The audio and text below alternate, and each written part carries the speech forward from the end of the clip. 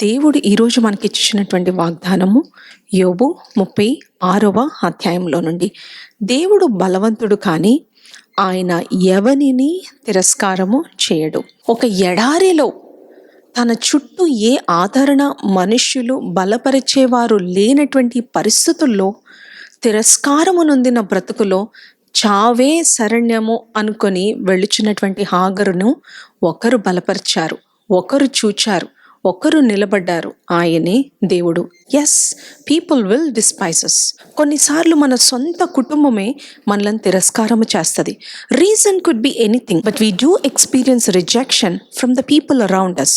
నీ చుట్టూ ఉన్నటువంటి బలవంతులందరికంటే ఒక బలవంతుడు ఉన్నారు, ఆయనే దేవుడు.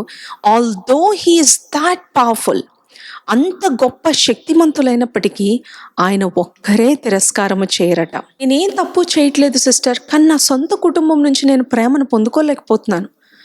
నేను ఎంతో ప్రేమగా ఉంటాను నా భార్యకు, నేను ఎంతో ప్రేమగా ఉంటాను నా భర్తకు, నేను ఎంతో అన్యోన్యంగా ఉంటాను నా పిల్లలకు, కానీ ఎందుకో తెలియదండి, ఐఎమ్ ఎక్స్పీరియన్సింగ్ ద రిజెక్షన్. హాగరును తిరస్కారము చేయని దేవుడు ఈరోజు నీకు నాకు అదే వాగ్దానం ఇస్తున్నారు.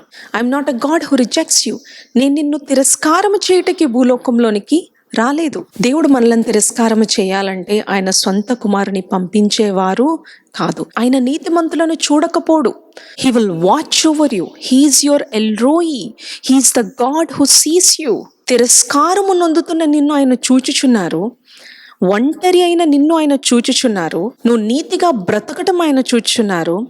నువ్వు దేవుని కోసం నిలబడటం ఆయన చూచున్నారు. Why do not despise God. నువ్వు దేవుణ్ణి తిరస్కారము చెయ్యొద్దు, అప్పుడు దేవుడు నిన్ను తిరస్కారము చెయ్యరు.